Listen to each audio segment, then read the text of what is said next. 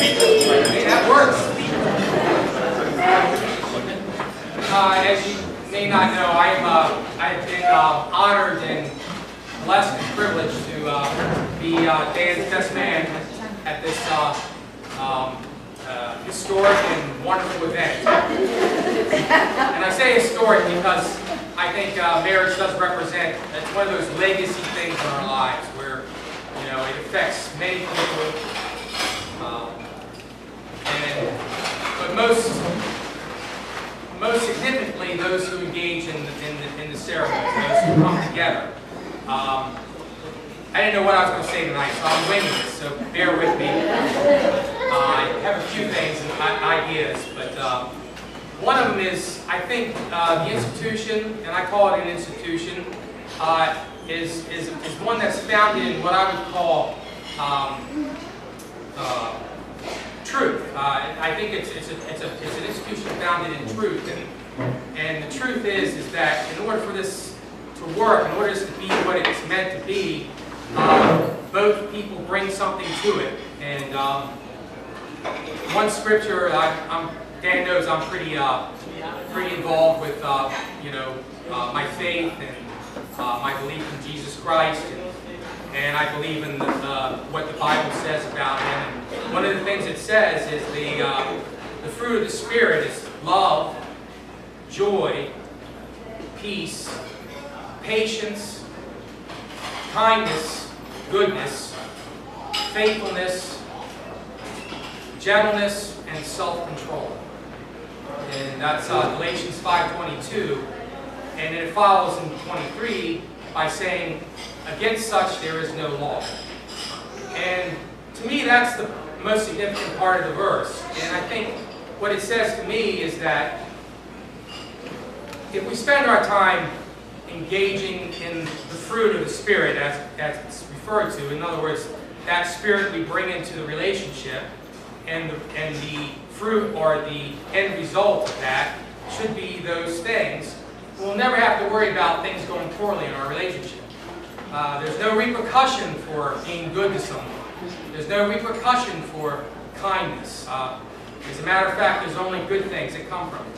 So my wish and hope for Dan and for Tracy is that they would experience the encouragement that they can have in each other to strive for this in their marriage, that their marriage would be an ongoing endeavor to find this spirit and to have that be the guiding principles that make their relationship even more significant as time goes on.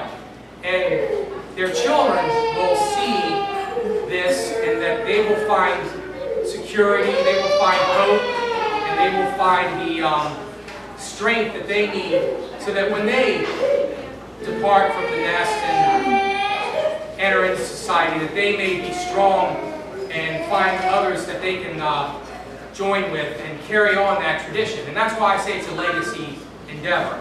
And I think those are the principles of truth, those that I just gave you. And one of the things I wanted to give you guys is something that represents truth to me. These are 2 1-ounce bars of silver. And silver is one of those things that no matter what happens in the world, it still remains the same. In other words, I can buy a bag of groceries with these silver. 10 years from now, it may be worth $100, but I can still buy a bag of groceries. So this is just a little representation of truth. And that truth would be in your marriage. Here's one for Molly, and here's one for Oliver right there. So I wish you well, and I'm going to be with you on this one. And pretty much all I have to say.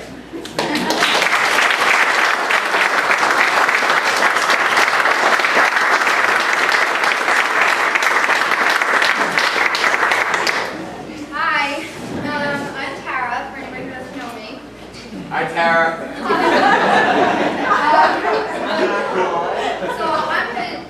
This is going to be like short and sweet to the point. Anyone that knows me knows I'm all about short and sweet. I never drag anything out, right? So not true. Tracy and I met probably about 7 years ago. I'm so nervous. Oh, you're doing fine, Tara. Don't be nervous. I can't speak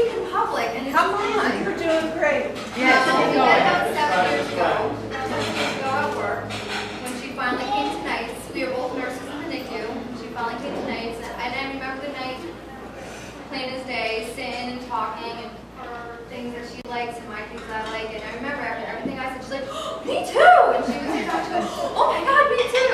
And it was ever since that night that we just became the best of friends. Like, And now we have nothing in common. we have It's sad but true. Sometimes we'll talk on the phone and we'll be like, but why are we friends? Like, we have nothing in common. We're very different, but I don't We are know. very close. Something works. So anyway, I do remember the day that she called me up and said, you know, I met this guy. I met this guy on Match. His name is Daniel. Oh, chemistry. I'm sorry. but we affectionately call him Daniel for the accent. And she's like, he's perfect. He's this. He's that. He's everything. He lives in Canada. I said, Tracy, come on, stop. Like, he's in Canada. It's never, ever going to work. And it worked. Flash forward 4 years later, 5 years later, the babies came. Oh, 4 years later, 3.5 years later, the babies came, Molly and Oliver, who I love. And I had the pleasure of being at their delivery, which I think, as a best friend, is probably the best thing ever. And I love them like they're my own. And you know that. And I love you like a sister. They say that friends, family, that you guys are but I love you, Daniel. I love you because you love my Tracy. Please raise your glass to Tracy and Daniel for a lifetime of love, happiness, and hopefully laughter.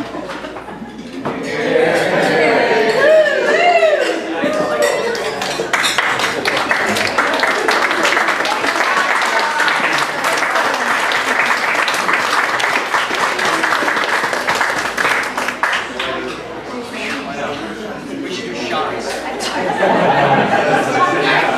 okay, one more.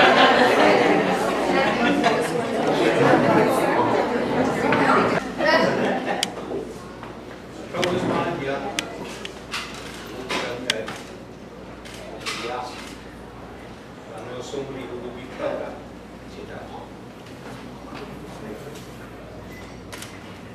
Thanks very much. Yes, dear. Oh,